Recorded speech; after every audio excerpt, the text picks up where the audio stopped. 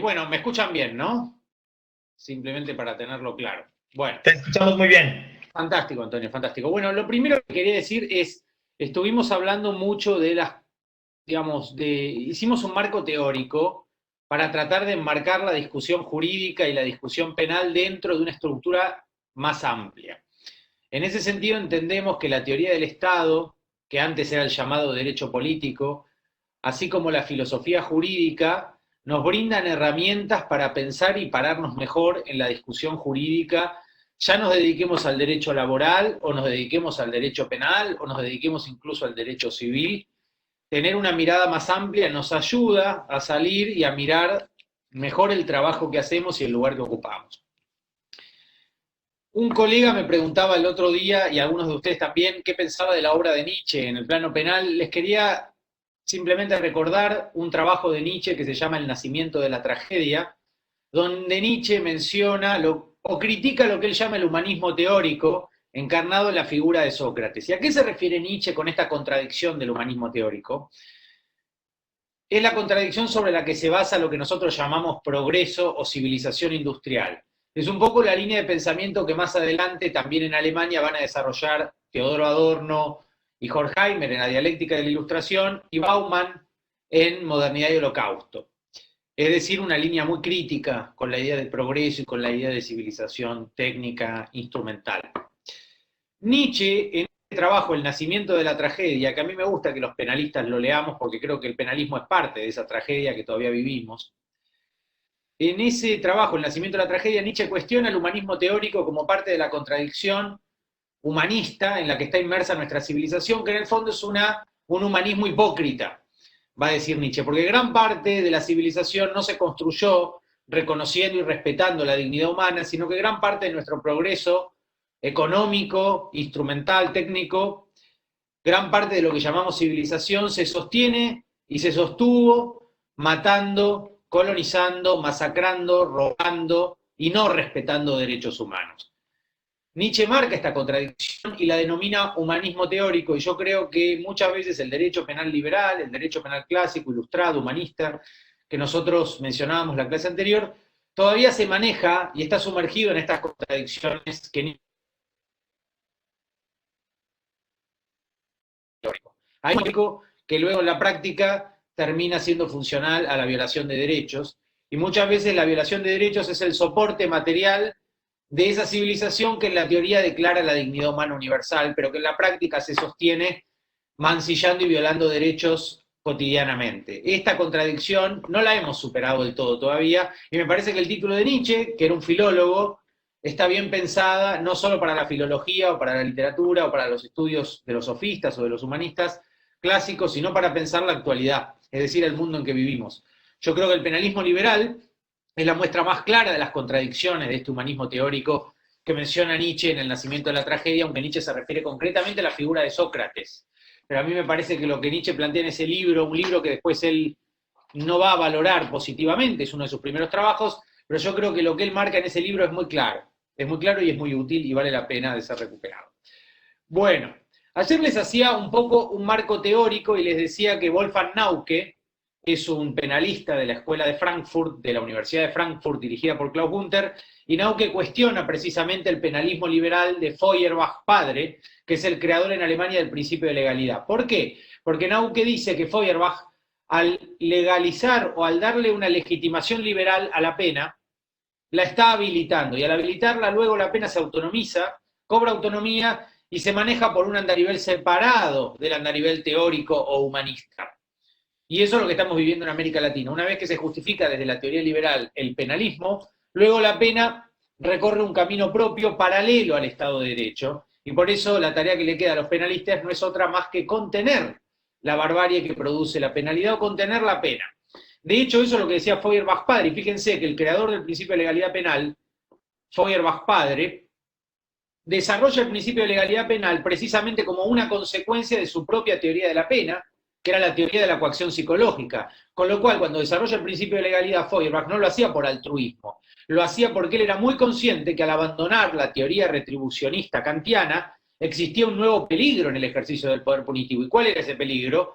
Que la pena ya no tenía ningún límite basado en ninguna idea de dignidad, sino que ahora el condenado era un mero medio, un mero instrumento del Estado para aleccionar, coaccionar o intimidar al resto de la población, y si la persona es un medio y no un fin en sí mismo, como decía Kant, ahora podemos hacer cualquier cosa con ese medio, podemos torturarlo, encerrarlo de por vida, descuartizarlo en la plaza con tal de intimidar a los demás. Por eso Feuerbach, con su teoría de la coacción psicológica, con esa teoría de la pena, al abandonar el retribucionismo de dignidad y de persona como un fin en sí mismo, entiende que hay un nuevo peligro en las teorías utilitarias de la prevención general o especial, y este nuevo peligro es tratar a las personas como un medio de la pena, como un ejemplo para el castigo aleccionador. Y este peligro precisamente lleva a Feuerbach, luego de su teoría penal, de su teoría de la pena, a desarrollar el principio de legalidad penal moderno en Alemania, precisamente para ponerle un límite a la pena, al ejercicio del poder punitivo. Pero fíjense ustedes qué interesante, que en el mismo momento en que están haciendo una teoría penal, en el mismo momento están haciendo el principio de legalidad. Con lo cual esto nos está indicando otra cosa, nos está indicando que ya desde el comienzo del liberalismo jurídico, del penalismo ilustrado, del penalismo liberal, había una tensión entre la pena y el derecho, entre la teoría penal y el principio de legalidad, y por eso nacen juntos pero contrapuestos, como si hubiera que ponerle un freno a la pena al mismo tiempo que se la está justificando. Al mismo tiempo que se le otorga una legitimación liberal a la pena, el propio liberalismo, consciente de los nuevos peligros que se abren, le traza un límite con el principio de legalidad. Nula pena sine lege. Y esto me parece que tenemos que pensarlo en profundidad. Así como yo en la primera clase les pedía que pensáramos en profundidad, que había en la cabeza de los juristas liberales hace 3 siglos, cuando decían que el derecho penal era un derecho la pena era una solución de última ratio y no de primera ratio como es hoy, que hemos retrocedido a la Edad Media penal, abandonando este postulado básico del liberalismo jurídico moderno.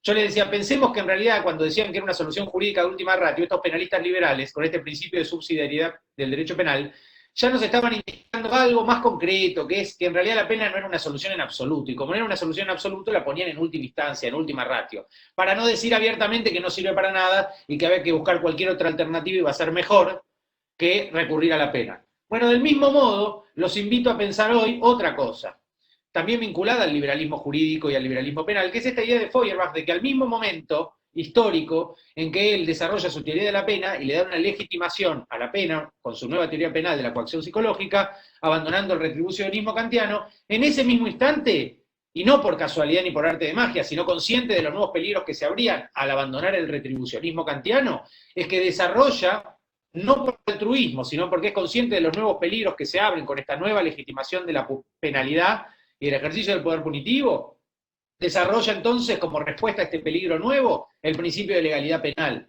el principio moderno de legalidad penal. Y esto me parece muy importante también para la discusión procesal y también para la discusión de fondo, es decir, para las dos discusiones, porque nos está indicando que ya Feuerbach se daba cuenta que había algo malo en la pena, que él la estaba justificando, pero que igual la pena era un peligro, que igual la pena podía violar la legalidad y violar la dignidad y violar el Estado de Derecho, y precisamente por eso, más allá de su teoría penal, necesita desarrollar otra cosa. Y esa otra cosa separada y contrapuesta a la pena que paradójicamente estaba legitimando era el principio de legalidad para ponerle un límite a esa misma pena que por otro lado estaba legitimando. Con lo cual ya hay una tensión conceptual en el trabajo que hace Feuerbach padre cuando redacta el Código de Baviera en Alemania en el siglo XIX. Y lo digo porque Argentina es heredera de esa tradición de Feuerbach, porque Tejedor en Argentina lo leyó en francés y reprodujo muchas de las ideas de Feuerbach en la codificación penal argentina. Pero ya hay una tensión. Feuerbach expresa una contradicción. De un lado legitima la pena y del otro lado necesita ponerle un límite, porque se da cuenta que esa pena tiende naturalmente a violar la dignidad humana y la legalidad y los derechos básicos. Por eso necesita desarrollar el principio de legalidad penal para contener el ejercicio de ese poder punitivo que paradójicamente, por otro lado, Feuerbach, con su teoría penal de la coacción psicológica, estaba legitimando. Esto se debe a que Feuerbach abandona el retribucionismo de Kant y se da cuenta que al abandonar la idea de la persona como un fin en sí mismo, que era la base de la ética kantiana, expresada también en su teoría penal retribucionista, que es parecida a la de Hegel, en Feuerbach, al abandonar el retribucionismo kantiano, surge un nuevo peligro, como les digo, que es que el hombre ya no es un fin en sí mismo, como decía la ética de Kant, sino que empieza a ser visto como un mero medio, y como un mero medio es un peligro, porque el Estado en el patíbulo lo puede usar para cualquier cosa, para atemorizar, aleccionar, lo puede encerrar de por vida para dar una lección al resto de la sociedad. Y eso es un peligro porque viola la dignidad humana. Y como ese es un peligro que Feuerbach advierte, desarrolla como respuesta a su teoría penal el principio de legalidad penal nada menos que el principio de legalidad que seguimos usando en los estados constitucionales modernos, el principio de legalidad penal, moderno, jurídico, desarrollado en Alemania. Eso por un lado, para hablar de las tensiones propias con las que nace el principio de legalidad. El principio de legalidad o el Estado de Derecho nace confrontando con la pena. Hasta históricamente, en la misma persona hay una tensión y una contradicción. El mismo autor que desarrolla la teoría penal para justificar la pena, saliendo del retribucionismo kantiano con su teoría de la coacción psicológica, ese mismo autor, mientras desarrolla una legitimación de la pena, al mismo tiempo sospecha y le quiere poner un límite a la misma pena que él está legitimando. Esto me parece muy importante. En segundo lugar, les quería hablar, ayer yo les decía, por un lado tenemos a Ferraioli, que con su constitucionalismo garantista plenamente positivista y defensor de las garantías constitucionales, defiende a Feuerbach, padre justamente. Y acá quiero trazar otra línea de continuidad. Ferraioli, me escuchan y me ven bien, ¿no? Porque estoy viendo una advertencia, quiero saber si me ven y me escuchan bien. Te vemos bien, de hecho lo han puesto, pero creo que es su conexión de internet. Te vemos y te escuchamos bien. Perfecto, listo, entonces sigo. Sigamos entonces con este segundo punto. Ferraioli, autor del que hablamos ayer y vamos a hablar hoy, es un seguidor del positivismo jurídico y del principio de legalidad penal. Por eso les hablé de Feuerbach, porque Ferraioli es un seguidor moderno, contemporáneo, de Feuerbach padre. Y lo que pretende Ferraioli es un positivismo mejorado y pasa de un principio de legalidad formal a un principio de legalidad sustancial, habla Ferraioli, pero siempre conservando el respeto al principio de legalidad moderna.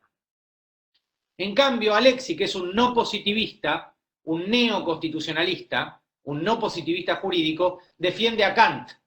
Y acá ven que hay una línea de continuidad. Ferraioli es positivista y lo sigue a Feuerbach y defiende el principio de legalidad, y Alexi, que es un no positivista, que confronta con Ferraioli, lo sigue a Kant, que no separa tan tajantemente moral de derecho como sí hace Feuerbach.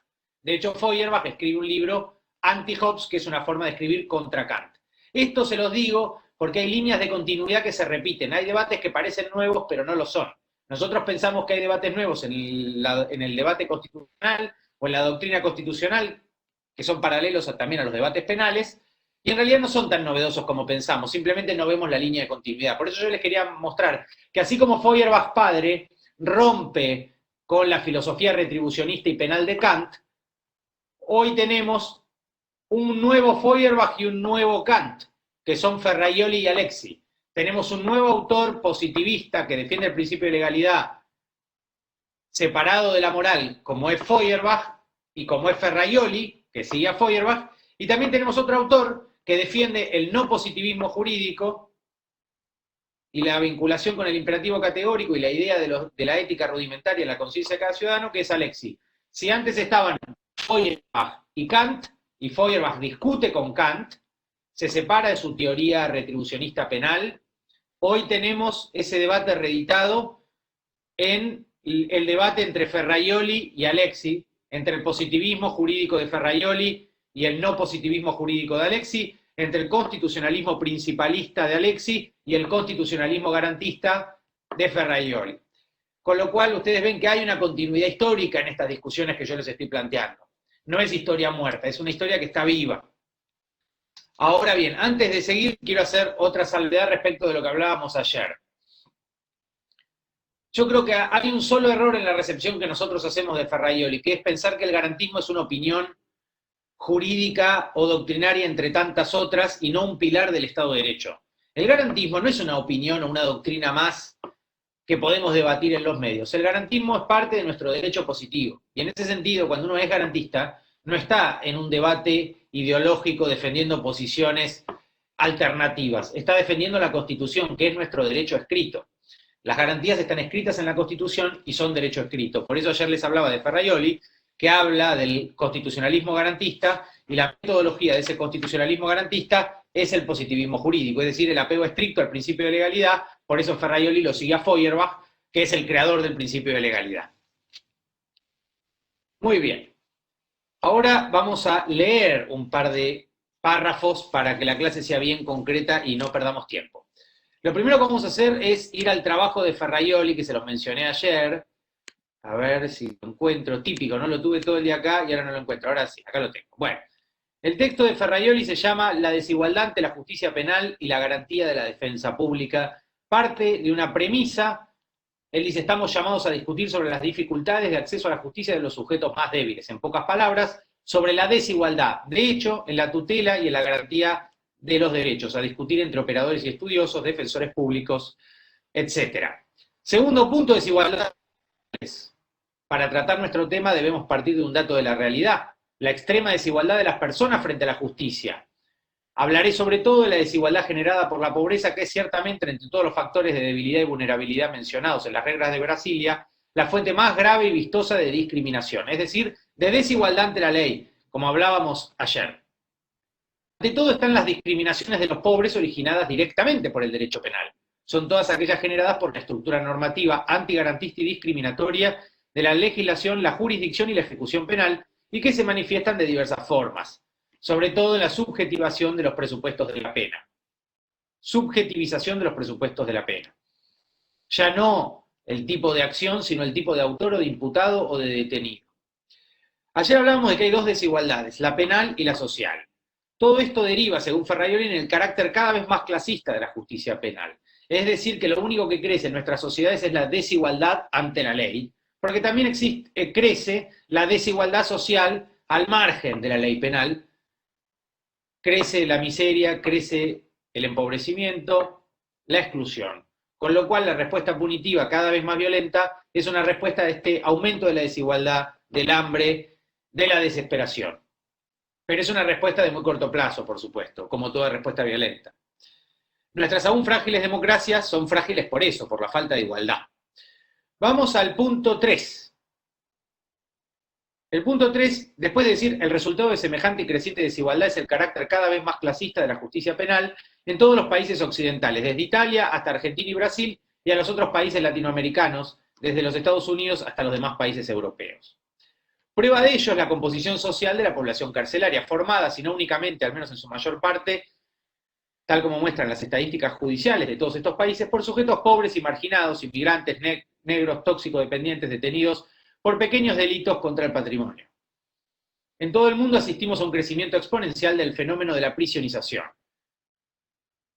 Y, bueno, luego analiza distintos países.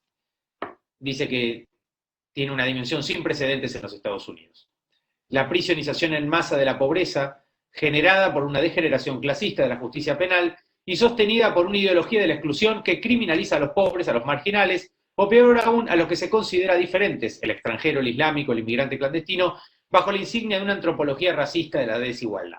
Esta antropología racista de la desigualdad es la base del ejercicio selectivo del poder punitivo, que a su vez desmiente uno de los presupuestos básicos del ideario liberal, que era la igualdad ante la ley. Por eso nosotros partimos en este seminario de otro presupuesto, que es un presupuesto realista jurídico-penal, que es la desigualdad ante la ley como un hecho básico y a la vez masivo. Tenemos que dejar de hablar de la igualdad ante la ley porque el hecho concreto es el contrario, es la desigualdad constante ante la ley y en los procesos penales.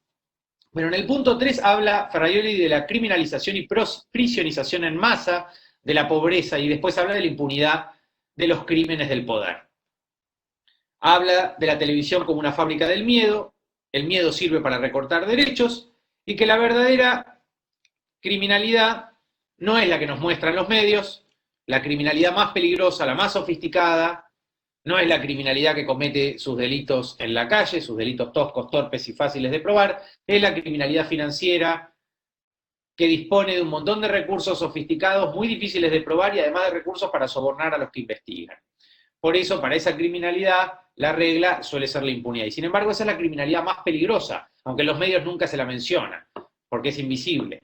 Pero esa criminalidad sofisticada es la que produce el subdesarrollo, el atraso, el hambre y la marginalidad, en la cual crece luego la otra criminalidad, que es la única que vemos, que es la criminalidad tosca cometida por los pobres, excluidos, que no tienen, como dice Zaffaroni, ningún entrenamiento y cometen delitos torpes que son fáciles de probar, y por eso son encerrados además en cárceles degradantes, porque no tienen además cómo sostener una defensa jurídica adecuada, no tienen quien los defienda.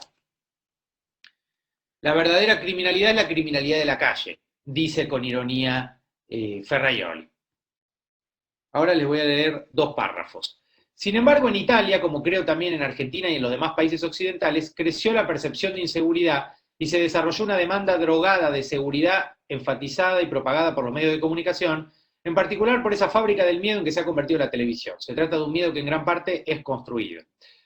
En contraste con la disminución objetiva de la criminalidad, las estadísticas nos revelan de hecho que el tiempo dedicado por los noticieros a la crónica de los delitos se ha más que duplicado en los últimos 4 años y que la mayor parte de los noticieros comienzan justamente con las crónicas sobre la delincuencia. Estos datos crecieron de modo exponencial durante la campaña electoral, ganada no casualmente por la derecha, que cabalgó sin frenos la política del miedo, prometiendo un recrudecimiento de los castigos orientados únicamente contra lo que he denominado, dice el Ferraioli, criminalidad de subsistencia, delitos de bagatela, lo que hablábamos ayer. El mensaje expresado por esa política demagógica es doble.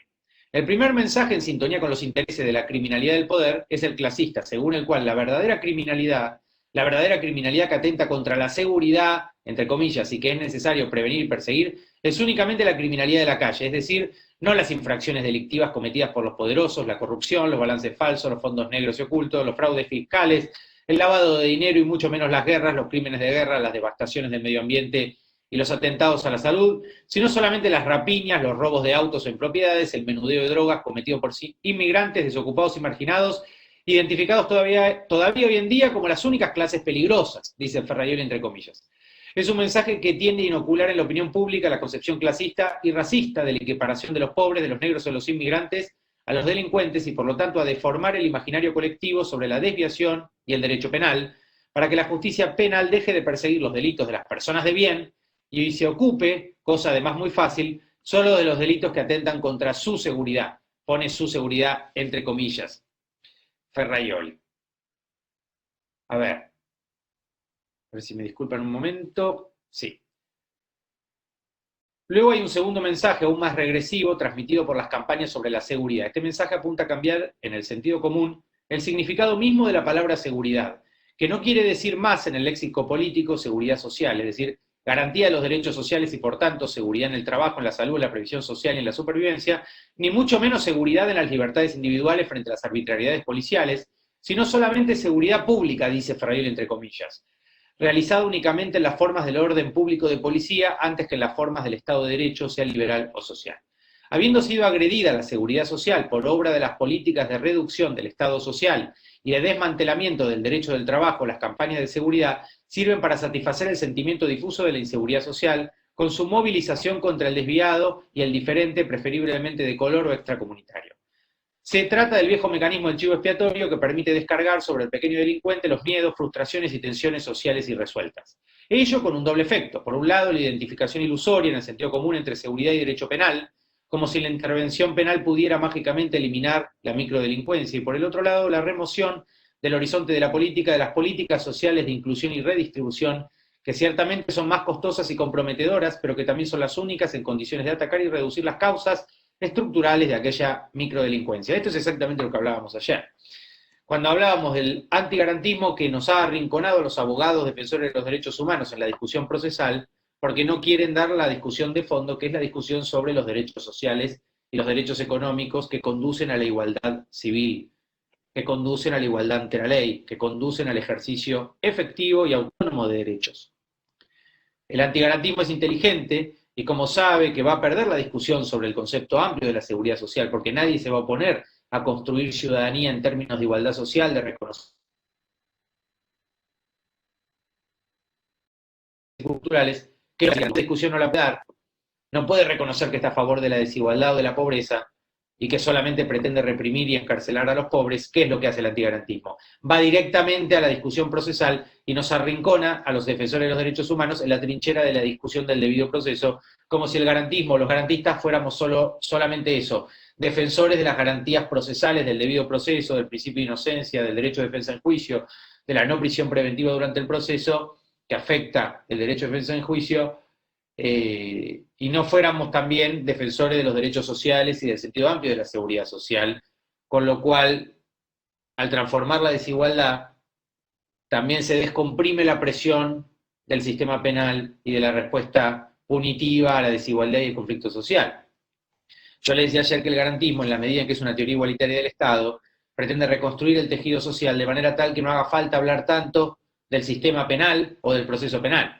Pero hoy, como es lo único que hacemos, como es la única respuesta al poder punitivo y es la solución no de última ratio, sino la única que aplicamos, la única discusión que damos es la discusión penal. Y dentro de esa discusión, como procesamos a todo el mundo, pero los encerramos en cárceles degradantes, y además violamos todas las constituciones liberales y los encerramos sin condena, violando el debido proceso, ¿qué es lo que hacemos? Es tan grave el retroceso, o doble, que además dentro de esa discusión penal, que ya es un recorte, hay un segundo recorte que es que ni siquiera damos plenamente la discusión penal y damos solamente la discusión procesal penal, como si los garantistas fuéramos solamente defensores del debido proceso, que es algo que hacemos, pero hacemos algo mucho más amplio, hacemos otras cosas mucho más importantes, que es defender al garantismo como un proyecto constitucional, como una teoría igualitaria del Estado. Pero el antigarantismo nos ha arrinconado tanto que hoy solamente estamos defendiendo el debido proceso, porque son tantas las garantías que se han atropellado y vulnerado y recortado, que lo primero o lo único que nos queda es defender por lo menos el derecho de defensa en juicio.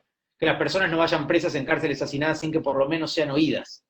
Es tan elemental lo que hacemos que deja en evidencia el retroceso enorme que padecen nuestras democracias. Bien. A ver, ahora les quiero leer otra cosa de la página 81. Este es el doble significado de la palabra de orden tolerancia cero. Expresión insensata que expresa una utopía reaccionaria, pues la eliminación de los delitos es imposible y solo puede provocar una involución totalitaria del sistema político. Esta involución totalitaria tiene que ver con el predominio hegemónico del antigarantismo en los medios como nuevo sentido común, donde el garantismo, en vez de ser la solución, parece ser en nuestras sociedades el verdadero problema. Como si el problema en sociedades donde la mitad es pobre y los chicos revuelven la basura, fuera el reconocimiento básico de derechos humanos elementales y no el recorte de garantías también procesales. Esta es parte de las paradojas que vivimos nosotros en América Latina. Sigamos leyendo, a ver, lo que dice Ferraioli. Esta involución totalitaria y regresiva del sistema político es el antigarantismo. Es lo que les mencionaba recién. Ahora quiero leerles una última página. De este modo se está produciendo, de un modo mucho más marcado que en el pasado, una duplicación del derecho penal. Derecho mínimo y tolerante para los ricos y poderosos, derecho máximo e inflexible para los pobres y los marginados.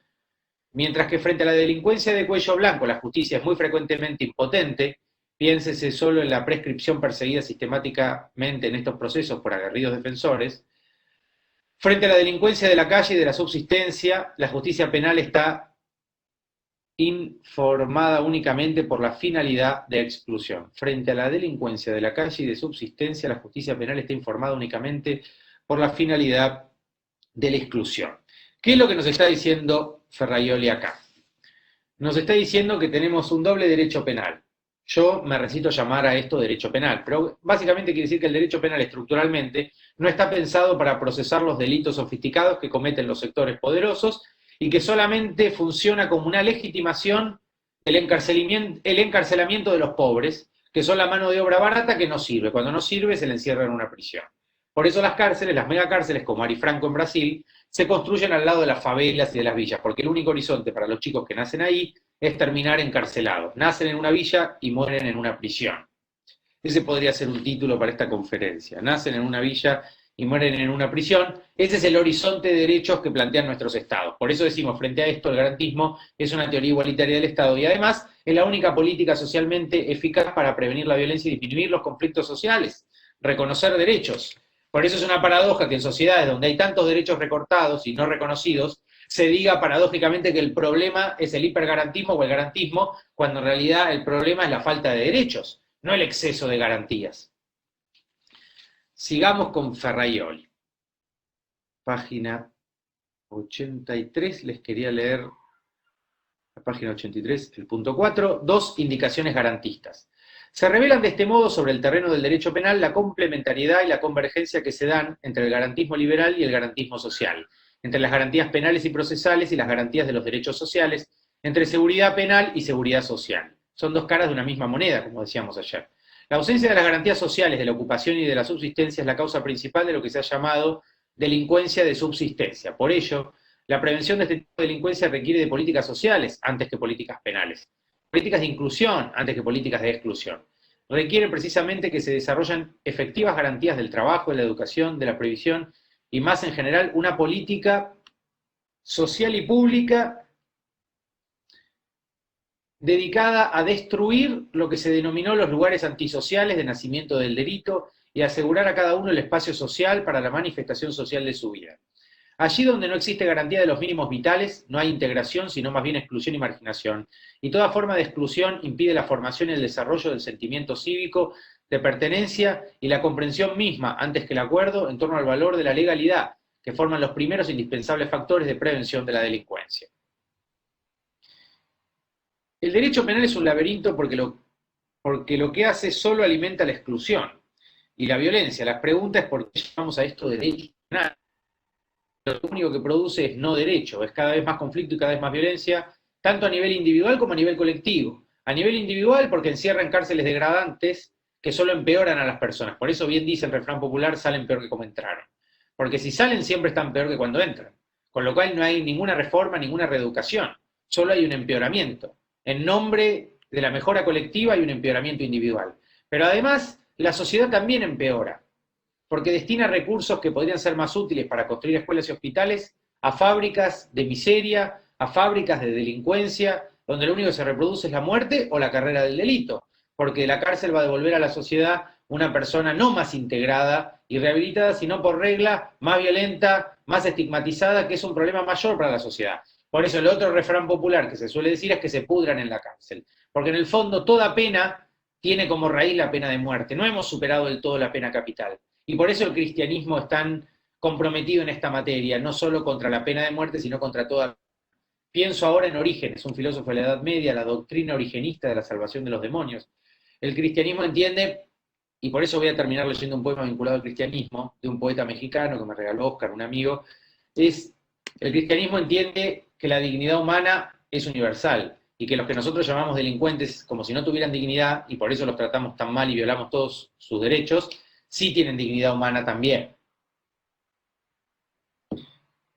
La pregunta es, bueno, y a nivel colectivo es ineficiente porque devolvemos a la sociedad una persona más violenta, con lo cual el derecho penal es doblemente contradictorio y doblemente ineficaz, porque a la persona que apresa no la mejora, sino que la empeora, y porque cuando la devuelve a la sociedad está volviendo una persona más peligrosa, no más reeducada y rehabilitada, con lo cual todo lo que abarca el concepto de derecho penal, expresa un laberinto y un fracaso en términos sociales.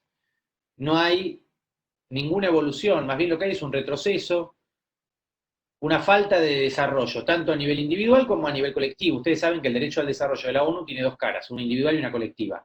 Yo creo que el derecho penal es un obstáculo para el desarrollo, tanto individual como colectivo de nuestras sociedades.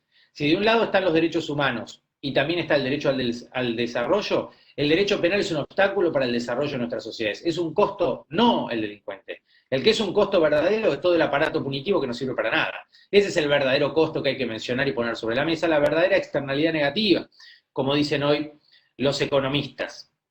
Les voy a leer el último párrafo de la página 84 y paso a las reglas de Brasilia.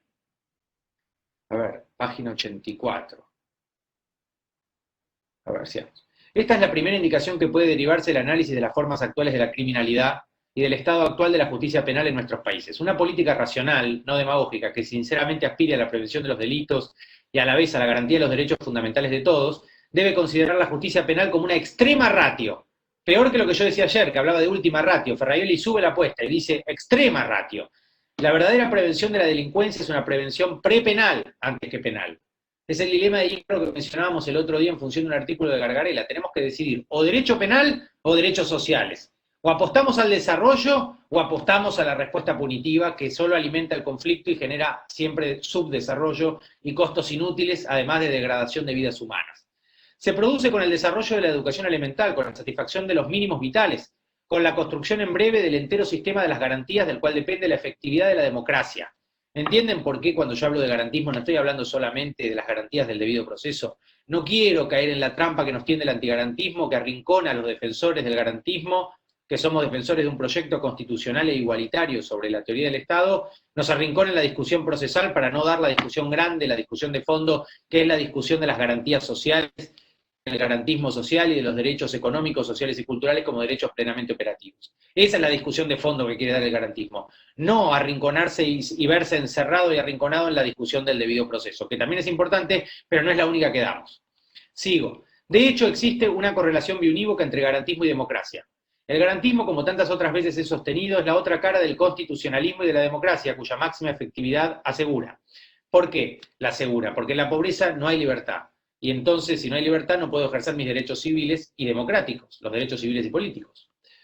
Todos los derechos fundamentales constitucionalmente establecidos, los derechos políticos, los derechos civiles, los derechos de libertad y los derechos sociales, correspondientes a otras tantas dimensiones de la democracia, la dimensión política, la civil, la liberal y la social, requieren para ser efectivos leyes de actualización y de actuación que introduzcan las respectivas garantías, que esos derechos sean operativos, no programáticos, en ausencia de las cuales aquellos permanecen en el papel como derechos de papel. Los derechos sociales a la educación y a la salud serán merus flatus vocis si no estuvieran garantizados por la institución obligatoria de escuelas y hospitales. Hasta el inefectivo si no fuesen introducidas la garantía primaria de la prohibición del homicidio y la garantía secundaria de la punición. Por eso la entera democracia, nuestras democracias nacionales, pero también una posible democracia cosmopolítica, puede ser concebida como una larga, laboriosa, compleja y siempre imperfecta construcción jurídica, además de política y social. Una construcción cuyo diseño y proyecto es proporcionado por los derechos fundamentales constitucionalmente establecidos, pero cuya estructura y muros maestros son proporcionados por el conjunto de las garantías, de funciones y de instituciones de garantía que aseguran el máximo grado posible de efectividad de aquellos derechos. ¿De qué derechos se está hablando? De los derechos económicos, sociales y culturales, como garantía para que los derechos civiles y políticos puedan ser ejercidos. Para que los derechos civiles y políticos sean operativos, la persona tiene que ser autónoma. Y para que sea autónoma no puede estar revolviendo bolsas de basura para vivir junto a sus hijos. En esa sociedad no hay democracia o no hay autonomía, o esas personas que revuelven la basura con sus hijos están por fuera de la democracia, porque no tienen derechos económicos básicos respetados, y en consecuencia hablar de derechos civiles es una formalidad, porque en la realidad no tienen derechos civiles porque no los pueden ejercer, y no los pueden ejercer porque están revolviendo la basura. Por eso yo no creo en lo que dice Friedman de la libertad de elegir, no hay libertad de elegir nada en la miseria. Por eso yo no creo que esté bien hablar de una tiranía de la igualdad, yo creo que la única tiranía es el hambre. Sigo adelante. Todo esto vale también para el derecho penal, que forma una parte importante, esencial de la democracia constitucional y precisamente de su dimensión liberal. Arriba hacia la segunda indicación que surge del análisis desarrollado hasta aquí, el nexo entre garantismo penal, igualdad y democracia. Igualdad penal y garantismo penal son valores no solo conectados entre sí, sino en gran parte equivalentes en el sentido que se implican mutuamente. Ello vale para todo el garantismo, que generalmente es conjugado con los derechos fundamentales y en particular con los derechos de libertad, pero que se conjuga también con el principio de igualdad, que no es otra cosa que la afirmación de la igualdad en derechos, no solo en los derechos de libertad, sino también en los derechos sociales. Precisamente aquellos derechos fundamentales son, a diferencia de los patrimoniales, derechos universales reconocidos a todos en igualdad, en igual forma y medida. Esto vale en particular para el derecho penal, donde todas las garantías, sean penales o procesales, pueden ser expresadas en términos de igualdad, precisamente como garantías de la no punición del inocente y del igual tratamiento del culpable contra el arbitrio punitivo, que por naturaleza es selectivo y discriminatorio. ¿Por qué discriminatorio? Porque solo criminalizamos selectivamente a los sectores excluidos y empobrecidos, que son los que no sirven además. No solo no pueden pagar un buen abogado, sino que su inocencia tampoco es tan importante. Da un poco lo mismo que estén en una villa o estén en una cárcel. El problema es que no molesten, por eso se los encierra. Porque sobran, están encerrados. Por eso Zaffaroni me decía en Alemania hay que volver a las fuentes del derecho penal. Y las verdaderas fuentes de mucho de lo que llamamos penalismo, cambiando algunas etiquetas, algunos nombres, pero las ideas de sustancia son las mismas, es el derecho penal nazi. El penalismo de la escuela de Kiel, de Damm, de Schaffstein. Si ustedes cambian algunas palabras, algunos vocablos, van a ver que el corazón, el núcleo del penalismo contemporáneo es muy parecido a mucho de lo que escribieron los penalistas nazis. Por eso Bauman habla de modernidad y holocausto. En realidad el nazismo no fue una excepción en el camino de la modernidad, es parte de ese derrotero de progreso, como mencionábamos al comienzo con Nietzsche en el nacimiento de la tragedia. Sigo con Ferraioli. Este nexo entre igualdad y garantismo puede ser hallado en los tres elementos de la fenomenología del derecho penal, el delito, el proceso y la pena, y en los tres momentos de la intervención punitiva, el de la legislación, el de la jurisdicción y el de la ejecución penal. Aquel se funda sobre lo que podemos considerar el fundamento del garantismo penal, el principio de estricta legalidad, en virtud del cual culpabilidad, juicio y pena pueden referirse solo a lo que se hizo y no a lo que se es. Sin embargo, hoy esto se ha invertido, y nuestro derecho penal es un derecho penal no de acto, sino de autor, y procesamos a la inmensa mayoría de las personas no por lo que hacen, sino por lo que son o lo que los medios dicen que representan. Criminales, delincuentes, negros, peligrosos, cuando en realidad los verdaderos delincuentes muchas veces están vestidos como estoy vestido yo, con traje y corbata, cometiendo crímenes de cuello blanco, como el que tengo puesto yo, pero que es un crimen que no se menciona y que no se juzga. Vamos al punto 5. El rol garantista de la defensa pública. Si esto es verdad, se entiende el rol esencial como condición de credibilidad del derecho que tiene el derecho de defensa en la refutación de la acusación. Y se entiende consiguientemente el valor de la garantía de tal derecho constituida por la defensa pública de vuestro modelo experimentado en Argentina y en los demás países de América Latina. Identificaré brevemente 3 fundamentos teóricos y axiológicos de este instituto. El primer fundamento es el carácter de derecho fundamental y por ello universal del derecho de... El primer fundamento es el carácter de derecho fundamental y por ello universal del derecho de defensa, cuya actuación, justamente porque se trata de un derecho fundamental, no puede ser confiada a las lógicas del mercado como si se tratase de un derecho patrimonial, sino que requiere estar garantizada por la esfera pública. En suma, debe ser asegurada por el Estado cada vez que el imputado no decida elegir un defensor de confianza.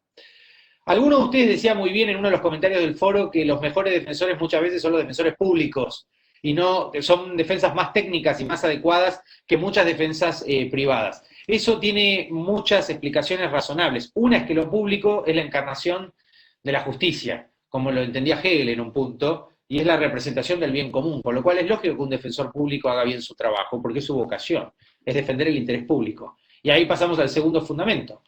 El segundo fundamento, dice Ferraioli, es el interés público, que no es solo el interés en la condena de los culpables, sino también en la protección de los inocentes. Es más, justamente porque el acusado goza de la presunción constitucional de no culpabilidad, es esta presunción la que, hasta prueba en contrario, debe ser garantizada por la esfera pública. El tercer fundamento reside en la naturaleza cognoscitiva antes que potestativa del proceso penal, como fundamento de legitimación del Poder Judicial. La legitimidad de una sentencia, a diferencia de lo que ocurre con respecto a cualquier otro proveído, depende únicamente de la verdad procesal de sus presupuestos.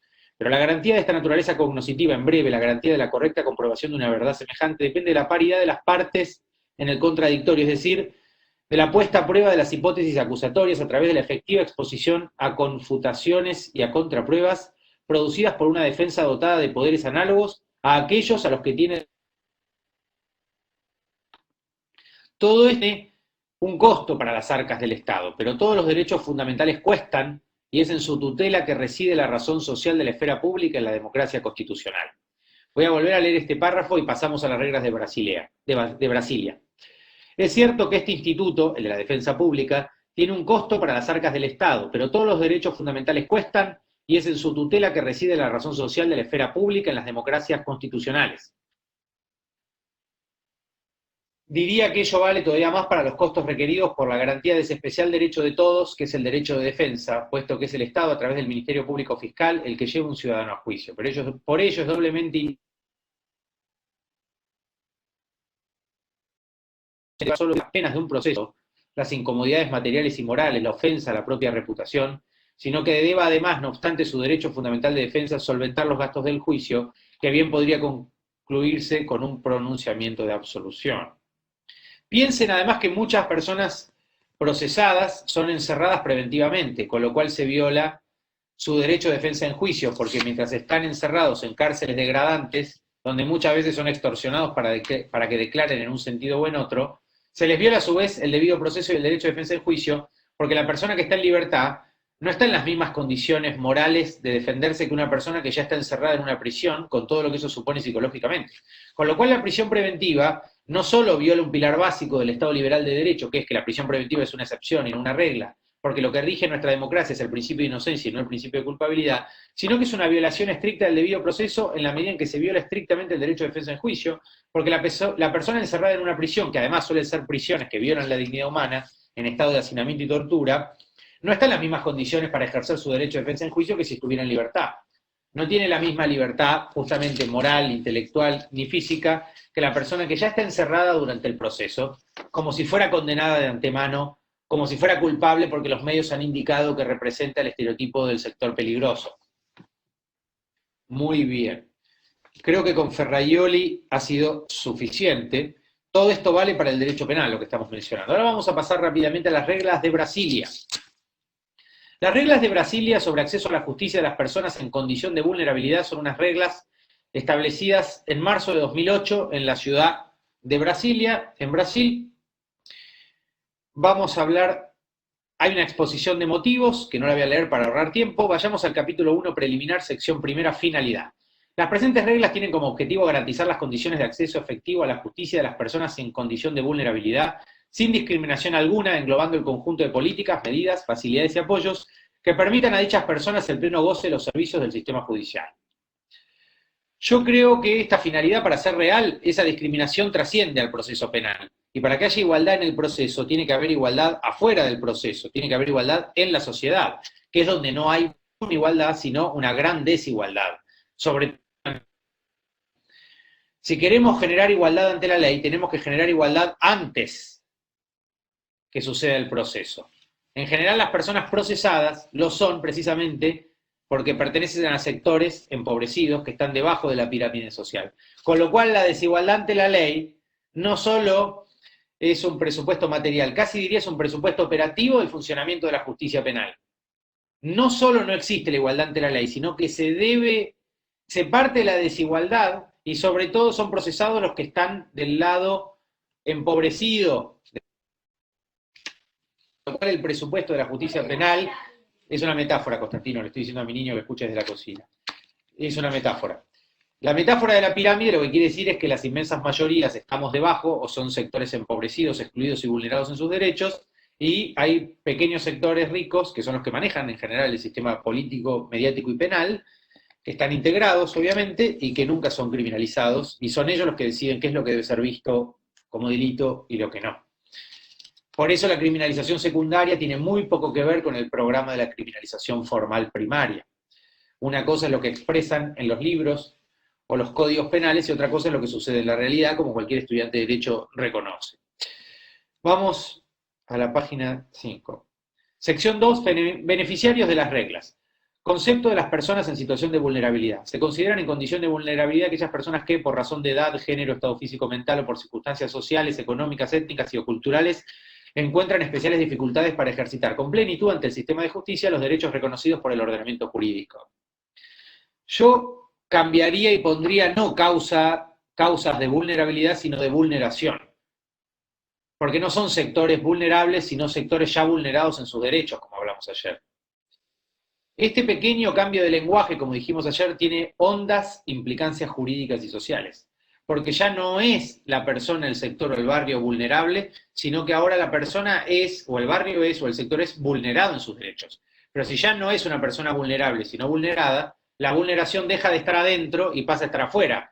Ya la vulnerabilidad no es algo inherente ni propio de esa persona vulnerable, sino que es una persona vulnerada en sus derechos y en su dignidad, y en consecuencia hay que ver quién es el que ejerce esa vulneración de derechos. Esa vulneración la ejerce el resto de la sociedad y del Estado, que los mantiene en esa situación de marginalidad, exclusión, sometimiento y recorte de derechos de mano de obra barata. Es decir, de falta de garantías. Eso es lo que denuncia el verdadero garantismo. Esa es la discusión de fondo del garantismo como proyecto constitucional, como teoría igualitaria del Estado, como postura que reclama la operatividad de los derechos económicos, sociales y culturales, que para muchos jueces son meramente programáticos, una utopía que algún día se realizará. Nosotros creemos que mientras esa utopía no se realiza la otra utopía, que es la de la sociedad democrática y liberal. Solo va a haber sociedades democráticas donde todos puedan disponer de derechos civiles y políticos. Y los derechos civiles y políticos, para ser ejercidos, las libertades civiles requieren de un mínimo piso de bienestar económico elemental, sin lo cual no hay libertad alguna y no hay libertad civil. Hay hambre, pobreza y chicos revolviendo la basura. Lo que es una hipocresía es hablar de vulnerabilidad y no de vulneración. Tenemos que cambiar un lenguaje por otro. Tenemos que dejar de hablar de personas en situación de vulnerabilidad y empezar a hablar de personas que han sido vulneradas o que padecen una vulneración en sus derechos. Este pequeño cambio de lenguaje es mucho más que un cambio lingüístico, porque va a conducir lentamente a nuevos diagnósticos de políticas públicas, nuevos diagnósticos sociales, y en consecuencia a una nueva política que no va a ser el foco en lo criminal, sino en el desarrollo social. Nosotros decíamos con Gargarella, o derecho penal o derechos sociales, hay que elegir los dos caminos, no se puede, hay que elegir uno de los dos caminos, no se puede elegir los dos. Y hoy agregamos algo, si antes decíamos que hay un dilema de hierro, que es el que plantea Gargarella, cuando habla de la injusticia penal a la justicia social, titula uno de sus libros. Precisamente hay que optar o derecho penal o derechos sociales. Ese es un dilema de hierro con el cual nosotros convivimos. Tenemos que elegir un camino o el otro, o el derecho penal, o más derecho penal, o más derechos sociales, más garantías sociales. Claro que es mucho más caro defender las políticas públicas que desarrollan derechos. Mucho más barato es hacer demagogia punitiva y hablar de mano dura en los medios, que en realidad es una mano blanda y fracasada de estados subdesarrollados como el nuestro, que encierran a todos los pobres en cárceles que no sirven para nada. Eso es lo que se llama política criminal en nuestros países. Por supuesto, es una visión muy estrecha, y la teorización de ese laberinto es lo que llamamos derecho penal o ciencia penal, y yo modestamente propongo sacar la palabra derecho de esta teorización absurda, que se parece mucho a la dialéctica de la Ilustración de Adorno, a la metafísica negativa y a lo que Bauman retrata en su libro Modernidad y Holocausto. Vamos a la página 8 de las reglas de Brasilia. Pobreza. La pobreza constituye una causa de exclusión social, tanto en el plano económico como en los planos social y cultural, y supone un serio obstáculo para el acceso a la justicia, especialmente en aquellas personas en las que también concurre alguna otra causa de vulnerabilidad. Otra vez el mismo error lingüístico. Yo diría concurre alguna otra causa de vulneración, ¿se entiende? Yo no diría alguna otra causa de vulnerabilidad, como dice este punto 7 de las reglas de Brasilia. Debe decir causa de vulneración. Me parece importante que esto quede claro, que parezca repetitivo, es importante repetirlo para que se entienda. Dice, alguna otra causa de vulnerabilidad, y debe decir donde también concurra alguna otra causa de vulneración. Pero si concurre otra causa de vulneración, el Estado no puede criminalizar a aquellos sectores que también está vulnerando en sus derechos, ¿entiende? Una cosa es decir que la persona es vulnerable, entonces el Estado no es responsable o primariamente responsable de esa vulneración, sino que la persona es vulnerable, tiene una situación de vulnerabilidad y el Estado en todo caso la criminaliza. Pero otra cosa muy distinta es reconocer que hay una vulneración de la que el Estado es responsable o corresponsable, y en consecuencia eso le quita legitimidad a la respuesta criminal o a la política de criminalización. Porque yo no puedo criminalizar a aquellos mismos sectores que estoy vulnerando. No puedo criminalizar y encerrar a aquellos sectores cuyos derechos a su vez estoy recortando de antemano. Por eso el garantismo quiere pasar de una discusión procesal y penal a una discusión más amplia de garantías sociales y de garantismo social, a un proyecto constitucional más amplio que trasciende la mera discusión sobre el debido proceso, donde hoy estamos penosamente arrinconados. Es muy importante este salto lingüístico que les propongo, porque los vulnerables tapan a los vulnerados, como decían en un artículo que me recomendaron ayer. No es lo mismo hablar de vulneración de derechos como una omisión o un acto de la sociedad y del Estado que margina y excluye, que hablar de una vulnerabilidad potencial y abstracta propia de la persona, como si la vulnerable fuera la persona y no la sociedad la que la vulnera. Es importante que hagamos este salto y este cambio de óptica. Es importante que veamos que es el Estado y la sociedad los que vulneran y privan de derechos, los que ponen barreras. Por eso en el derecho civil ya no se habla de personas discapacitadas. Bueno, en el derecho penal no tenemos que hablar de personas vulnerables, tenemos que hablar de personas vulneradas. Así como en el derecho civil ya no se habla de personas incapaces, personas locas, inválidas, como personas. Ese era el lenguaje de la eugenesia y que sin embargo todavía sigue vivo en el Código Civil, en algunos códigos civiles. Hoy ya no se habla de personas inválidas, ni de personas incapacitadas o incapaces o discapacitadas. Hoy se habla solamente de personas, porque eso es lo que son y como deben ser vistas por el derecho, no como personas inválidas o personas incapaces, sino como personas.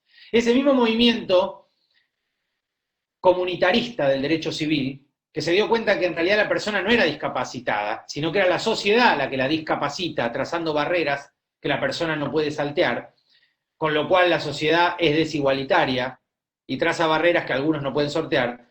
Ese mismo movimiento que hizo el derecho civil hace unas décadas, con el modelo comunitarista, que permitió repensar el lenguaje del derecho privado, hoy lo tenemos que llevar al derecho público, al derecho administrativo y al derecho penal, para repensar también de este lado el lenguaje que emplean los operadores jurídicos, porque no tenemos que hablar de personas en situación de vulnerabilidad o personas, sectores o barrios vulnerables. Hoy lo que tenemos que hablar, para poner la vulneración constante y masiva sobre la mesa, es de personas, sectores y barrios que están siendo vulnerados en sus derechos y que padecen a diario una cruda vulneración en su dignidad.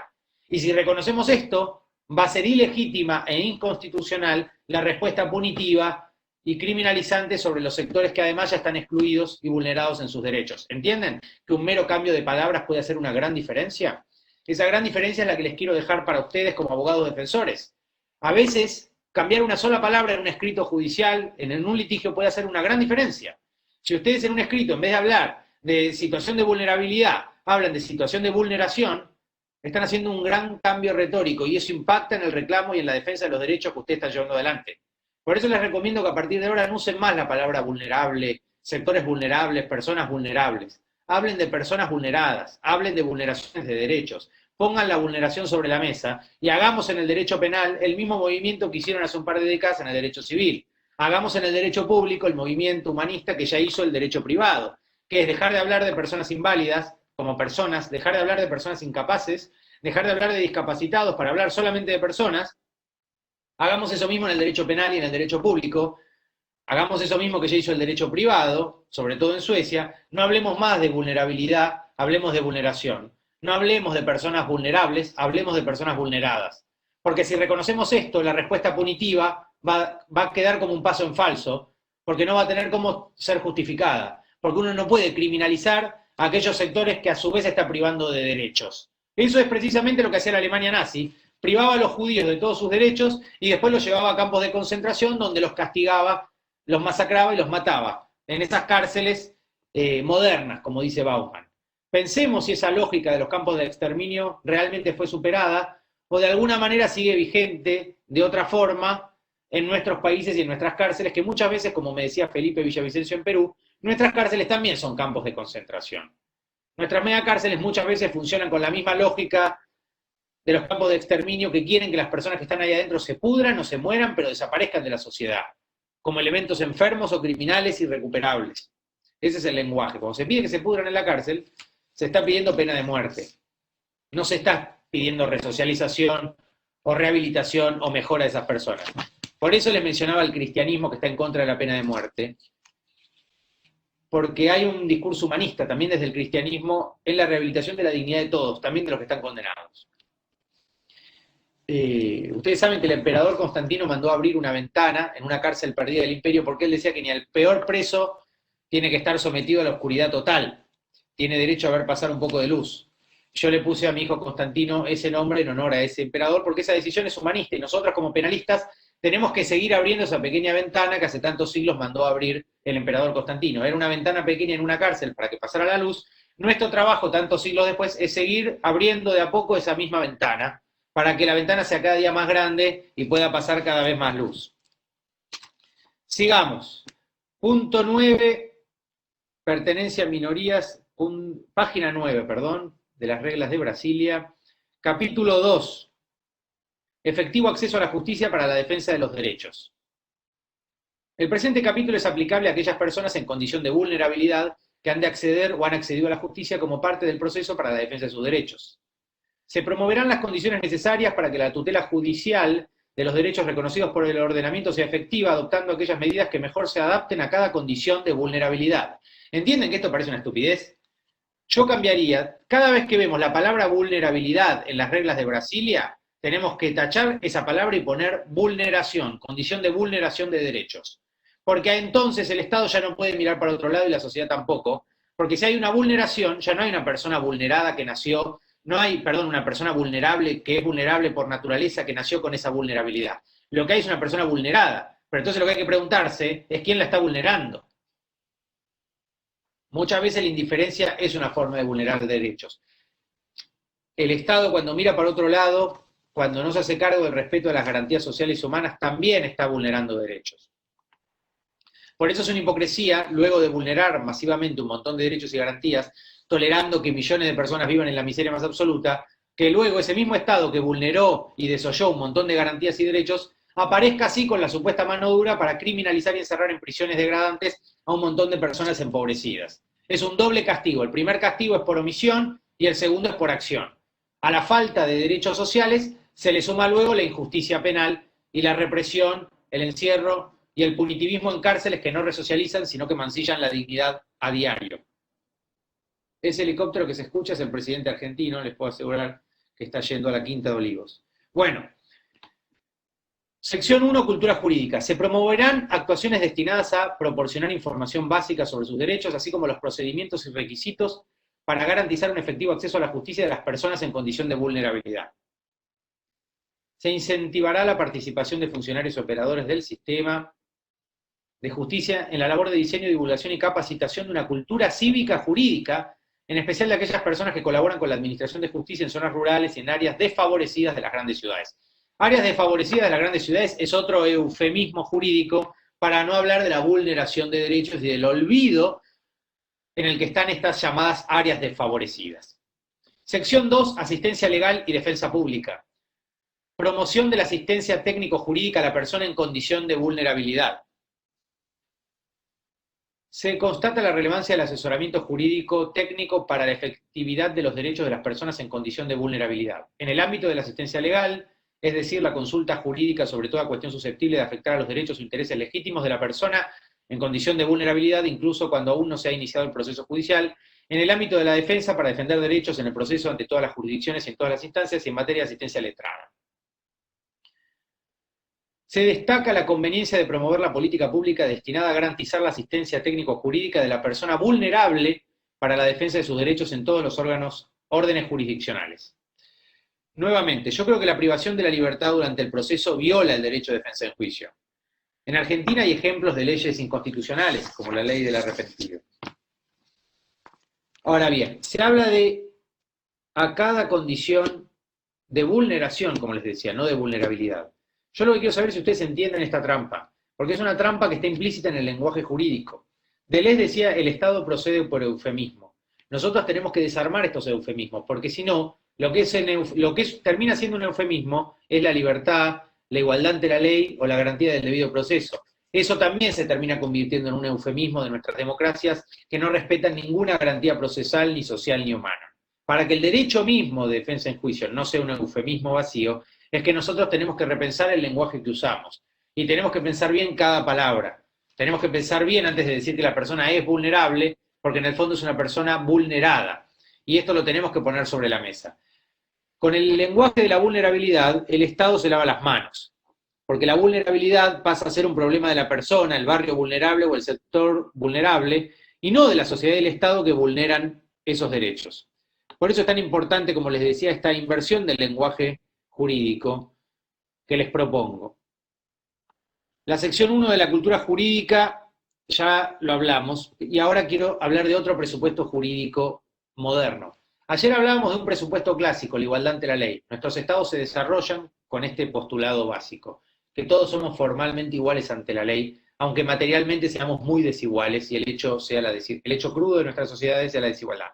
Bueno, ustedes saben, y esto me parece importante ahora que hablamos de cultura jurídica, de promover una cultura jurídica, que es lo que dicen las reglas de Brasilia, que el derecho se reputa conocido por todos. Presupuesto racionalista y kantiano. Como el derecho en el fondo sale de la conciencia y de la razón, cada persona es en su fuero interno capaz de conocerlo, cada persona es capaz de saber lo que está bien.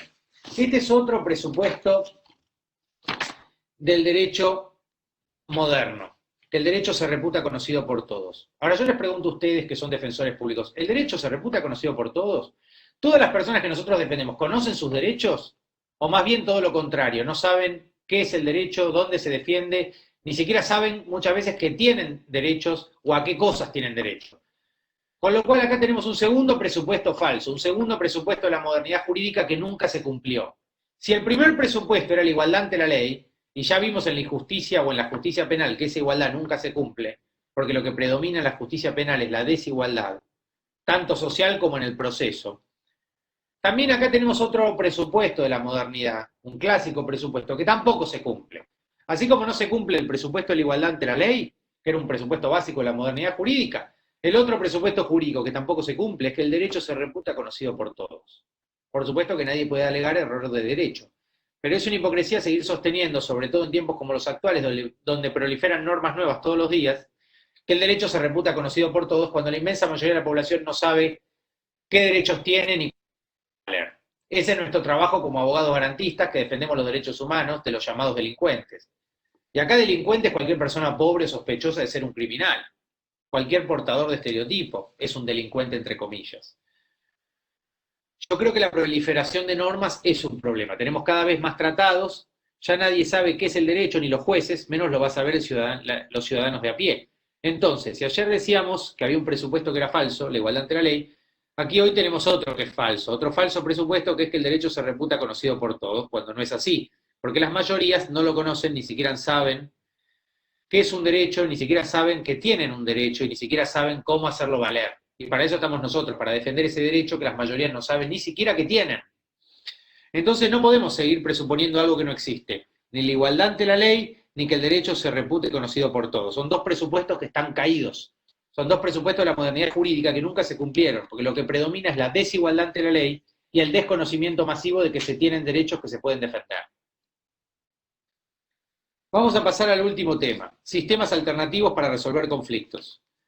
La nueva última ratio penal, lo llamaría yo a esto. ¿Qué quiere decir esto? Esta es la manera que tienen nuestros jueces de decir que la pena no sirve, decir que hay que buscar métodos alternativos. Antes decíamos que la justicia era una solución de última ratio.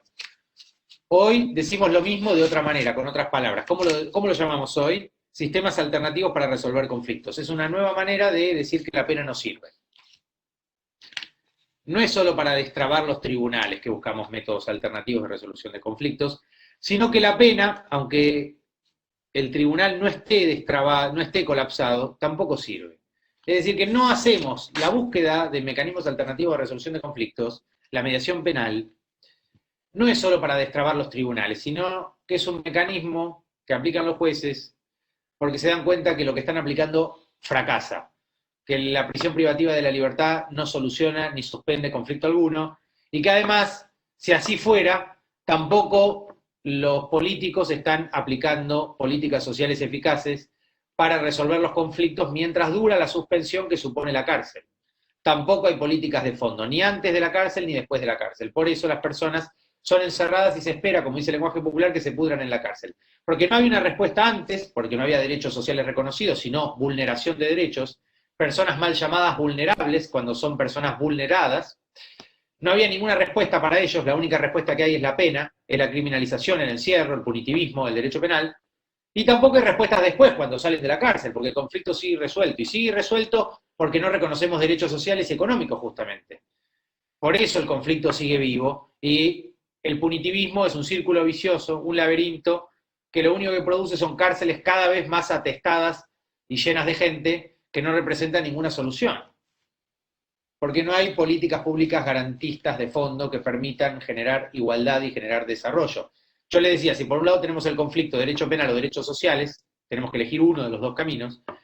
Los estados subdesarrollados suelen apostar por la represión, no por el desarrollo que pasa por reconocer garantías y derechos, aunque es paradójico que en países con la mitad de la población revolviendo la basura se diga que el problema son las garantías y los derechos humanos de los delincuentes, cuando el verdadero problema es que la inmensa mayoría de la población no tiene reconocido ningún derecho, ninguna garantía, y sin embargo el discurso represivo, antigarantías, es tan fuerte en los medios que pareciera, en esta inversión antirrepublicana, que el problema son los derechos humanos, y somos los abogados que defendemos los derechos humanos, no al revés, los que violan esos derechos.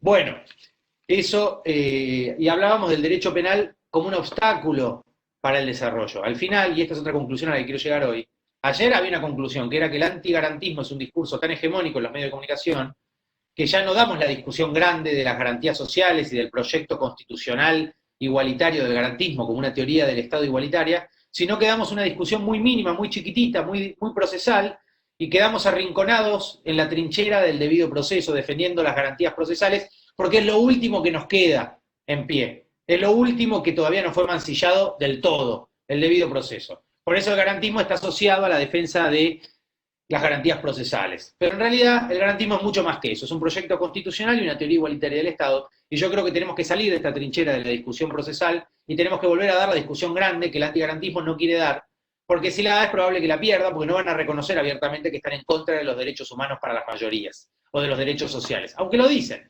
Presentan los derechos laborales como un costo exagerado, a los abogados del fuero laboral como una mafia, como una industria del juicio, y a los abogados también como defensores de vagos y de costos para los empresarios, que después fugan millones a paraísos fiscales, pero dicen que los derechos laborales son un costo muy oneroso. Parte del trabajo republicano es vencer esta hipocresía en varios niveles. Yo creo, como conclusión, así como les decía a nivel teórico de filosofía de la ciencia, que el derecho penal no es una rama de estudio, no es un campo de estudio, no es una disciplina seria, no es una disciplina bien fundamentada, por eso es dogmática y por eso es idealista, por eso le escapa a los datos de la realidad social, le escapa a la sociología jurídica, le escapa a la investigación social, le escapa a la metodología de campo, que era lo que hacía precisamente el Instituto de Frankfurt, ¿no? El Instituto de Investigación Social. Se llamaba precisamente este Instituto de Teoría Crítica de Frankfurt. No es casual que de la investigación social se termine en la crítica. El derecho penal, si hace el salto al realismo y abandona el idealismo, si sale del academicismo y abandona la facultad y va a ver la realidad como sucede en nuestros barrios, en nuestras villas, seguramente va a abandonar muchos de los presupuestos que hoy está defendiendo en las aulas cerradas que no miran la realidad de frente. Yo creo que el derecho penal, así como no es una ciencia, ni siquiera creo que se deba hablar de un derecho penal, creo que está, como les decía en la primera clase, creo que hay una contradicción entre el derecho y la pena. Creo que cuando uno defiende los derechos, la pena baja, porque la pena en la práctica, no sé en la teoría, pero en la práctica siempre viola la dignidad y siempre mancilla la dignidad humana. Entonces hay una contradicción de fondo entre la pena y el derecho. Por eso es un error hablar o seguir hablando de un derecho penal como si fuera un campo de estudio, una rama del derecho bien fundamentada, cuando no lo es y esconde una contradicción en los términos y unos presupuestos que son en la práctica equivocados. Por eso Feuerbach, que es el fundador del derecho penal liberal, el fundador del principio de legalidad penal moderno, ya él advirtió un problema, advirtió una tensión, y cuando desarrolló su teoría de la pena, para justificar la pena, también desarrolló el principio de legalidad, porque se dio cuenta que había que contener esa pena que por otro lado le estaba legitimando.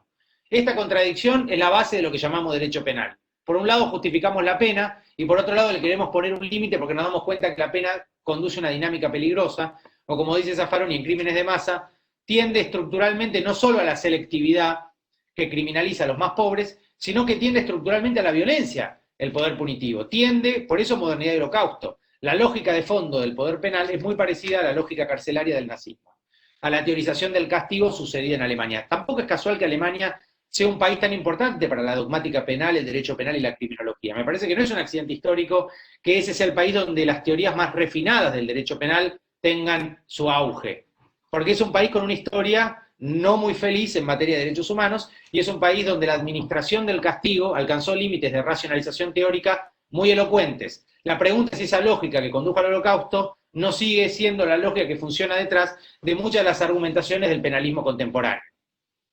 Ahora les voy a hablar de los principios de la mediación penal. Los principios de la mediación penal son los siguientes. Voluntariedad. Ninguna de las partes puede ser sometida contra su voluntad a este proceso.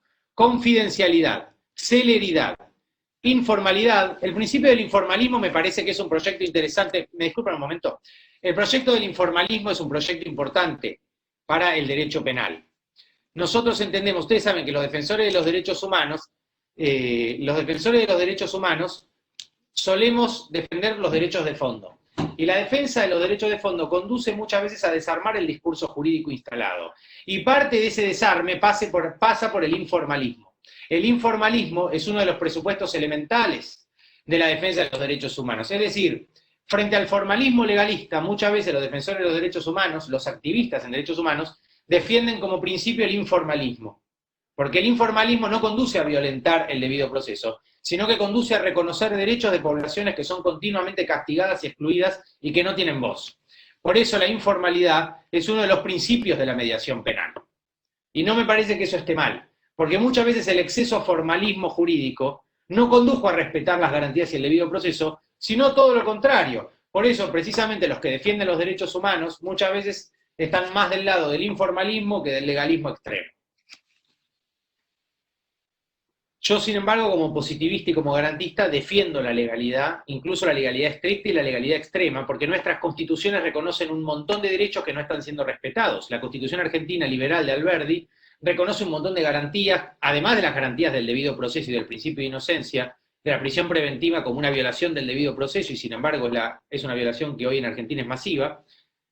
Hay una cantidad de derechos enormes en la Constitución Argentina, y sin embargo ninguno de esos derechos se respetan. El último, que tampoco se está respetando, es el debido proceso, y ese es el único que estamos hoy discutiendo. Por eso estamos arrinconados en la discusión procesal de la cual yo les propongo salir. Yo les propongo retomar la discusión de fondo del garantismo como un proyecto constitucional e igualitario sobre el Estado, saliendo de la discusión del debido proceso. Y si estamos arrinconados en la discusión del debido proceso es porque el antigarantismo ha avanzado mucho y ha recortado derechos en todos los demás campos. Ha recortado los derechos laborales, ha recortado los derechos sociales y ha presentado cualquier derecho como un gran costo que no se puede solventar. Entonces nuestros estados pobres y subdesarrollados tienen solamente recursos a la hora de criminalizar personas, pero no tienen recursos aparentemente para reconocer derechos económicos, sociales, laborales y culturales. Esto también tiene que ver con el respeto de las poblaciones originarias, que son siempre mancilladas y violentadas en sus derechos, por supuesto. Y también esto se vincula a la mediación penal, porque muchas veces estas comunidades tienen su propia manera de resolver conflictos que nuestros estados no siempre respetan. Esto también hay un trabajo de Molerokin que se llama ¿Es el multiculturalismo malo para las mujeres? Es una buena pregunta. Yo creo que la defensa cultural tiene problemas, tiene claroscuros, pero no es el motivo de este seminario, así que la defensa cultural, tengo un trabajo escrito al respecto, lo pueden encontrar en internet, creo que es una asignatura para el feminismo, que es una de las teorías críticas más valiosas que tenemos hoy en día en el Estado.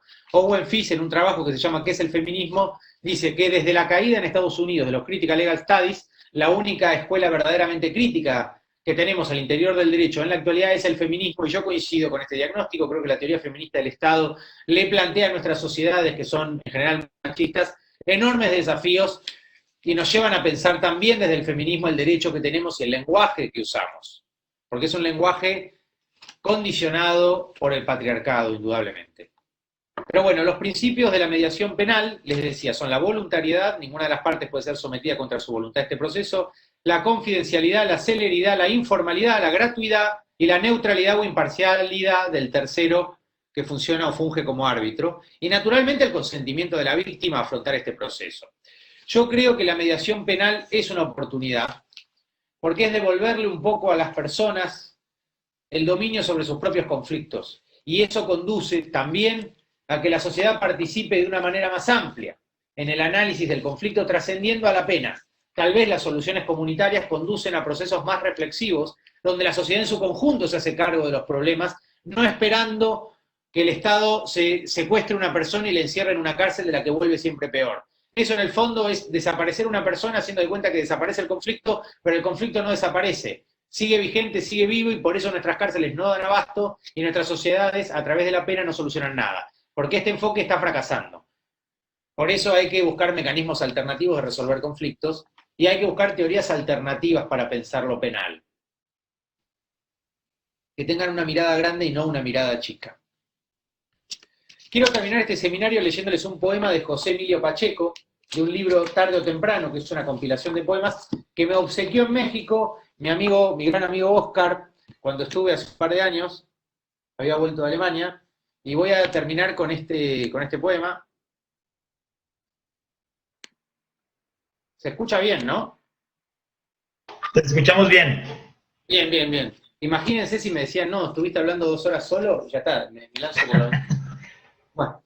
Acá te escuchamos. Acá estoy con el libro que me regaló mi amigo Oscar, que debe estar escuchando, y si no, después lo vamos a castigar como corresponde, de una manera poco garantista. El libro es de José Emilio Pacheco, Tarde o Temprano, y el poema se llama Cristo con la cruz por el Bosco. Se los voy a leer. Con los ojos cerrados y serenos, la barba de 3 días y sobre todo la corona de espinas, Cristo soporta el peso de su martirio.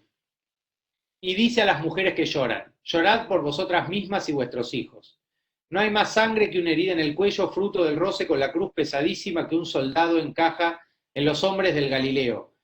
Van al lugar de la calavera, en hebreo se llama Gólgota. Cristo es el centro del cuadro, quizá no su motivo más importante, porque tal vez el Bosco no se propuso, cómo saber sus intenciones, pintar otro retablo de la pasión, sino darnos la imagen del mal según aflora en el rostro humano. El tema del rostro es el eje de este siniestro cuadro hermosísimo. Verónica retira el paño corriente en que sudor y sangre imprimieron para siempre el divino rostro. Pero devora la obra la multitud de caras terribles. Barrabás forma la O de un aullido, un vómito de furia se derrama por la boca de un monstruo ya desdentado. La ira calcina a otro bufón malévolo y sus labios dibujan estas palabras. Si eres el rey de los judíos, ¿será posible que no te salves a ti mismo? ¿A quién pretendes salvar si no te libras del tormento y la injuria? De improviso rompe las épocas la presencia de un dominico, aliado a un dignatario adusto, cara de pato, amonesta al ladrón ya muerto. Nadie como Hieronymus von Aken, llamado Bosch, logró pintar ese color promiso que a cierta altura de la corrupción se apodera de los cadáveres. Y a la orilla del cuadro, los que dan voces. Crucifícalo, crucifícalo. No son habitantes de Judea. El Bosco retrata la danza de la muerte de la Edad Media y los demonios más que humanos de Flandes. El goce brutal de quienes piden más y más sangre. El canalla estremecido de dicha ante el presente y el futuro martirio. Y los dos que se asombran. Nunca sabremos de qué se asombran. Pero sabemos, en cambio, que sin saber de nosotros, el implacable Bosco nos pintó en ese cuadro. Solo tenemos que reconocernos. Lo que les quiero dejar con este poema es una idea que tiene que ver con el cristianismo, precisamente, que por algo el cristianismo, con la doctrina origenista de la salvación de los demonios, que fue un problema para la Iglesia en la Edad Media, defiende la idea de unidad. Y la idea de unidad es la idea de comunidad. Y es la idea de que los presos también son nuestros presos. Y su dignidad también es la nuestra. Y que cuando nosotros creemos que hay una afuera que realmente no existe, no hay una afuera social. La cárcel no está lejos, no está afuera, por más que nosotros creamos que sí. La cárcel, a ver, me disculpan porque hay un montón. Bueno, la cárcel es parte de esta sociedad, es parte de los desafíos que nosotros tenemos que resolver. ¿Cuál es uno de los problemas que produce nuestro derecho penal? Pensar que la cárcel está lejos, pensar que la cárcel está afuera. Y como está lejos y no la vemos, podemos teorizar cómodamente en la facultad, pensando que allí la dignidad se respeta, cuando allí la dignidad se mancilla todos los días mientras nosotros cómodamente teorizamos. Entonces, una forma es volver la discusión más honesta, es vencer la hipocresía, y es asumir que esa teorización no está teorizando sobre algo que está lejos, está teorizando sobre algo que está cerca, y que esas cárceles no están afuera, están adentro de nuestra sociedad, y solo cuando nosotros lo pensemos de esa manera vamos a poder reflexionar de una manera más sensata y realista. Voy a terminar leyéndoles algo que escribí hoy. El profesor alemán, penalista liberal, profesor de la Universidad Libre de Berlín, colega y amigo Gerhard Seher, se pregunta en un trabajo: ¿puede ser subsidiario el derecho penal? Aporías de un principio jurídico indiscutido. Fíjense que Seher invierte nuestro argumento y empieza por argumentar positivamente este retroceso, como si lo que soñaron los juristas liberales fuera ya, y encima dicho desde Alemania, una veleidad sin sentido. Una veleidad del humanismo teórico de los juristas liberales, algo ya pasado de moda, un postulado ya antiguo. No es casual. Mi objetivo es saber cómo llegamos hoy a hacernos esta pregunta tan obvia que plantea Seher desde Alemania. Porque hacerla en otro momento de nuestra historia hubiera desatado un escándalo, más en un profesor de Derecho. Porque hemos debido retroceder mucho en el ideario de las garantías liberales básicas para preguntar eso, para poner la subsidiariedad del derecho penal, como hace Seher, entre comillas. Yo creo que esto que nos plantea este profesor es un poco lo que planteé en este curso, que es: hemos retrocedido tanto que ahora estamos volviendo a cuestionar la subsidiariedad de la pena. En el fondo, Seher está reconociendo algo que es lo mismo que reconoce Jacobs, que es: ya no vale, el derecho penal clásico está muerto, el derecho penal liberal está muerto, nunca funcionó, fue una falsa promesa. Por eso Wolfgang Nauke se enoja tanto con Feuerbach en Frankfurt, porque él le dice: vos, a través del principio de legalidad, terminaste legitimando a la punición, y ese es el error, el pecado original del liberalismo jurídico, como dijo Zaffaroni en esa discusión. Tuvimos un almuerzo con Zaffaroni y Nauke en Frankfurt después de un seminario, en el restaurante Sturm und Drang de la Universidad de Frankfurt, y Zaffaroni me dice: ¿sabés, Guido, que pienso que el error básico del liberalismo jurídico fue haber legitimado la pena? Porque una vez que la pena se legitimó, terminamos con los cuadros de Bosco, la pena desarrolla su propio camino violando la dignidad humana, y nosotros estamos en la facultad teorizando. ¿Pero teorizando qué cosa? Teorizando la barbarie. Y precisamente porque teorizamos la barbarie es que Zaffaroni me pidió en ese mismo viaje ir a las fuentes.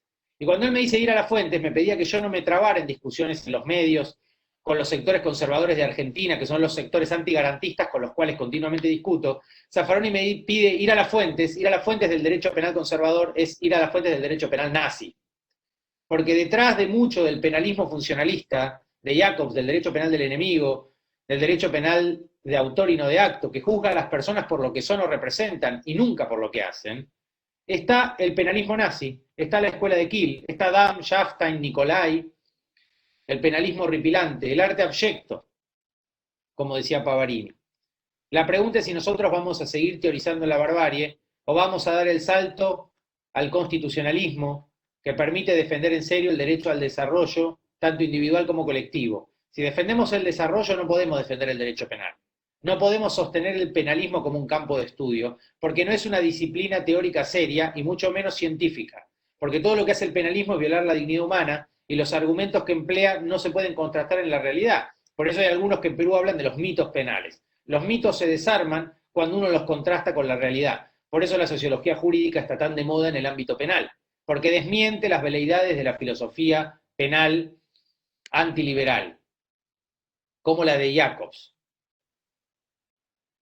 Hablar de la defensa jurídica adecuada supone hablar de lo primero que hace el derecho, defender.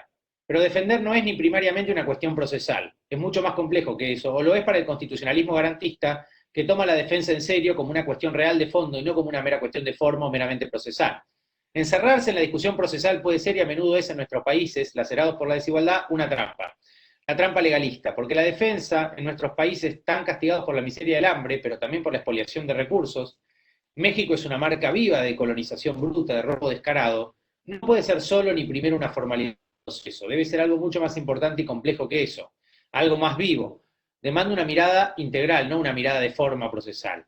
Es una mirada que trasciende las garantías del debido proceso, que por supuesto las incluye. Es una mirada que quiere hablar de defensa adecuada en serio, trascendiendo todo lo que sucede antes, que es mucho del proceso, como única forma de generar una defensa real de la persona. Una defensa adecuada en serio, no solo en términos individuales, sino colectivos, que es lo que los abogados penalistas no vemos, la extravagante miseria, la exclusión masiva, la pobreza planificada, la miseria constante de nuestros hijos que deambulan descalzos. A ellos no les podemos responder con la pena, no les podemos responder con el castigo, con el penalismo, con la política criminal. El Estado no puede hacer eso. No puede seguir siendo esta nuestra respuesta a tanta demanda social insatisfecha, a tanto quiebre y falta de derechos básicos, la criminalización. Yo creo que la criminalización no es una respuesta, como les decía. Perdón que anote mientras hablo, pero después espero publicarlo, entonces esto ya lo tengo escrito.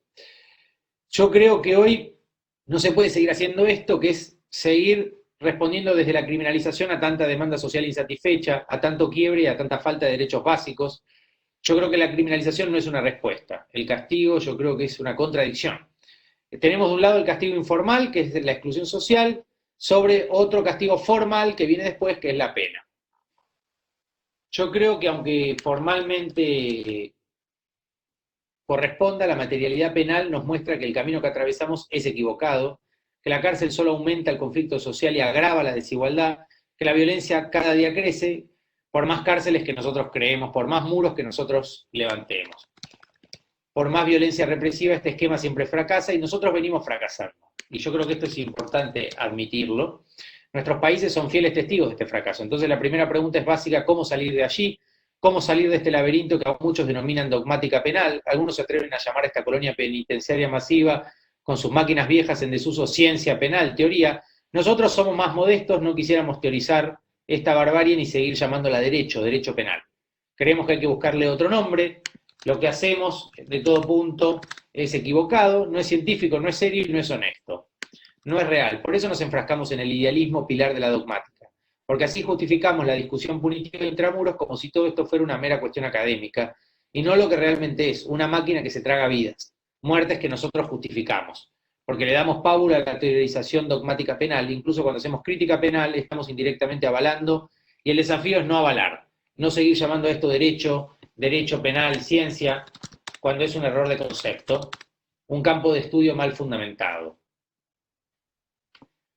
que parte de una contradicción en su base, porque la pena y el derecho se contraponen, como les decía antes, ¿no? No caminan juntos nunca. Por eso el punitivismo fracasa como proyecto de orden público y social, porque sus presupuestos esconden una falacia o son equivocados, ¿no? Por eso, como les decía, el avance de la sociología también en el ámbito de las prisiones. Pienso en el libro Cárceles de Miseria, que les mencioné ayer, pienso en Carandirú. Carandirú, Altamira no son accidentes. Carandirú es el modelo social directo o implícito, porque la cárcel en realidad no sirve para otra cosa. Solo para eso, para neutralizar, descartar, para matar personas. No hay derechos, no hay garantías, lo único que hay es olvido. Perdón que escriba. Muros para la muerte de esos otros olvidados que no le sirven a la sociedad, que rápidamente los encierra, los descarta y los quiere lejos. Por eso nuestro periodismo conservador habla de muertes ecológicas. Escuché una sola vez esta expresión, pero nunca más me la pude sacar de la cabeza. ¿Cómo se puede usar una expresión así, no? ¿Cómo se puede decir eso? Ninguna muerte está justificada, y menos en un Estado constitucional de derecho como el de México o el de Argentina, menos en países como los nuestros que creen en las garantías. Así que les propongo pensar más allá del derecho penal, pensar un poco más allá de la criminología y que piensen que si realmente quieren hacer una defensa jurídica adecuada, la única manera de hacerla es desde el compromiso y empezando a poner las verdades sociales sobre la mesa, esas verdades sociales que el penalismo, tanto en su fase de filosofía jurídico-penal como en la defensa material, muchas veces ha dejado de lado.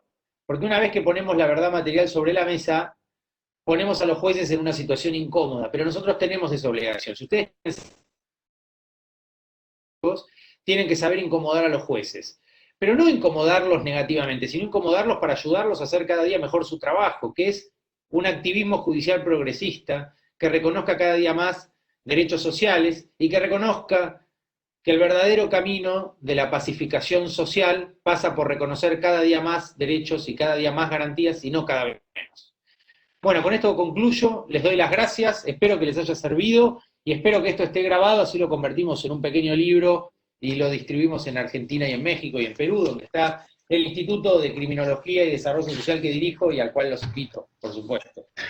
Muchísimas gracias, Guido, por tu participación, por haber estado con nosotros.